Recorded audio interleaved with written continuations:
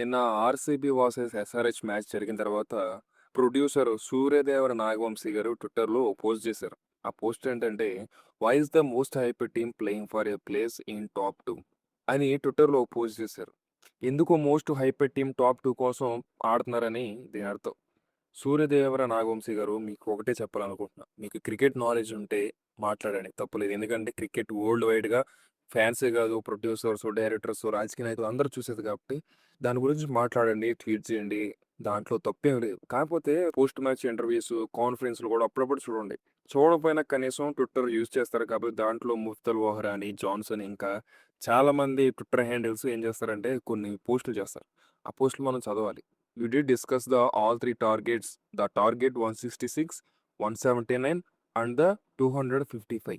మేమందరం 3 టార్గెట్స్ గురించి మాట్లాడుకున్నాం. మేమందరం అంటే మేనేజ్మెంట్ అండ్ ప్లేయర్స్. ఆ 3 టార్గెట్స్ ఏంటంటే 166 ఒకటి, 179 ఒకటి, 255 ఒకటి.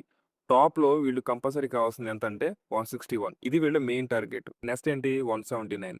ఈ 166 ఎందుకు? నెట్ రన్ రేట్ జీటీ కన్నా, ఎస్ఆర్‌హెచ్ కన్నా తక్కువ ఉండకుండా ఉండడం కోసం. 179 ఈ టార్గెట్‌కి ఎందుకంటే టాప్ 1లో ఉండడం కోసం. టాప్ 2లో కాదు. టాప్ 1లో అంటే ఫస్ట్ పొజిషన్‌లో ఉండడం కోసం. ఫస్ట్ పొజిషన్‌లో ఉన్నా, సెకండ్ పొజిషన్‌లో ఉన్నా క్వాలిఫైయర్ 1 కదరా ఆడేది దద్దమ్మ అని మీరు అనొచ్చు. కానీ అక్కడికి వస్తున్నాం ఉండండి. టాప్ 1లో ఉంటే బెనిఫిట్ ఏంటంటే ఒకవేళ క్వాలిఫైయర్ 1 మ్యాచ్ జరుగుతున్నప్పుడు, మ్యాచ్ జరిగేటప్పుడు వర్షం పడుతుందనుకోండి. అప్పుడు జీటీకి ఒక పాయింటు, ఆర్‌సీబీకి ఒక పాయింట్ ఇవ్వడం కుదరదు. ఎందుకంటే కంపల్సరీ వాళ్ళిద్దరిలో ఒకళ్ళు ఫైనల్‌కెళ్ళాలి. ఫైనల్‌కి క్వాలిఫై అవ్వాలి. సో, అప్పుడేం చేస్తారు? చెరో పాయింట్ ఇవ్వకుండా టేబుల్ టాప్‌లో ఎవరున్నారో వాళ్ళనే ఫైనల్ మ్యాచ్‌కి క్వాలిఫై చేసి పంపిస్తారు. ఆ క్వాలిఫై అవ్వని టీమ్‌ని ఎలిమినేటర్ ఆడిపిస్తారు. సో, అందుకని 179 టార్గెట్‌ని ఆర్‌సీబీ చూజ్ చేసుకుంది. అందుకని నిన్న 166, 179 వాళ్ళు టార్గెట్‌కే పెట్టుకున్నారు. 255 ఎందుకు మీరు చేజ్ చేయకూడదు? మోస్ట్ హైప్డ్ టీము, లేకపోతే మీ ఏపు అసలు పెద్ద పెద్ద ప్లేయర్స్ ఉన్నారు. మీరే టాప్ 1గా టేబుల్ 1గా అంటే ఆర్‌సీబీ ఆర్ ఆల్రెడీ క్వాలిఫైడ్. వాళ్ళు ఇప్పుడేం నిరూపించుకోవాల్సినంత అవసరం లేదు. ఎందుకంటే వాళ్ళు త్రూ ఔట్ సీజన్ వాళ్ళు నిరూపించుకుంటూనే ఉన్నారు. వాళ్ళు గెలుస్తూనే వచ్చారు. వాళ్ళు పడిపోయినప్పుడు లెగిస్తూనే వచ్చారు. వాళ్ళు ఇంకా క్వాలిఫై వాళ్ళు ఇంకేం ప్రూవ్ చేసుకోవాల్సిన అవసరం లేదు. ఎందుకంటే దే ఆర్ ఆల్రెడీ క్వాలిఫైడ్ కాబట్టి. సో, వాడు 255 టార్గెట్‌ని చేజ్ చేయాలంటే వాళ్ళు అగ్రెసివ్‌గా ఆడాలి. ఎలా అయితే వెంకటేష్ అయ్యర్ ఆడాడో, ఎలా అయితే ఎస్ఆర్‌హెచ్ ప్లేయర్స్ ఆడారో. ఇది చేసింగ్ కాబట్టి అగ్రెసివ్‌గా ఆడేటప్పుడు ఒకటి అన్నీ కనెక్ట్ అయితే ఢిల్లీ మీద పంజాబ్ ఎలా గెలిసిందో 245 కొట్టి సేమ్ అట్లానే ఈరోజు కూడా గెలవచ్చు. కానీ అలా జరగకుండా అంత అగ్రెసివ్‌గా ఎళ్తున్నారు కాబట్టి వికెట్స్ పడొచ్చు, క్యాచెస్ అవ్వచ్చు, ఏదైనా జరగొచ్చు.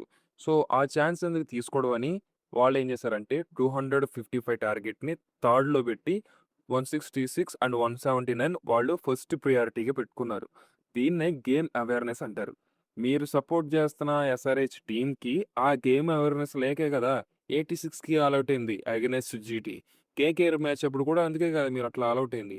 మీరు గెలవాలి, మేము టాప్‌లోకెళ్ళాలి అని అనుకుంటే మీరు చూసుకొని ఆడేవాళ్ళు. జీటీ మ్యాచ్‌లో కనీసం 160 అన్నా, 170 అన్నా కొడితే మీరు డిఫెండ్ చేసుకునే ఛాన్స్ ఉండేది.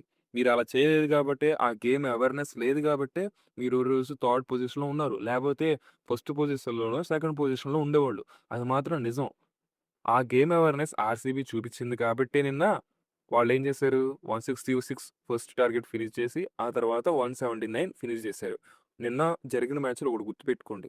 వాళ్ళు పవర్ ప్లేలో సూపర్‌గా ఆడి, వాళ్ళు మిడిల్ ఓవర్స్‌లో టెస్ట్‌లాడినట్టు ఆడితేనే వాళ్ళు 200 స్కోర్‌ని స్కోర్ చేయగలిగారు ఈజీగా. అదే వాళ్ళు మిడిల్ ఓవర్స్‌లో కూడా అగ్రెసివ్‌గా ఆడుంటే కంపల్సరీ 255 చేజ్ చేసేవాళ్ళు. కానీ సిట్యుయేషన్స్ ఎలా ఉండేవో తెలీదు కాబట్టి వాళ్ళు 161 అండ్ 179 మాత్రమే వాళ్ళు టార్గెట్‌గా పెట్టుకొని, ఆ టార్గెట్ వైపు వెళ్లారు.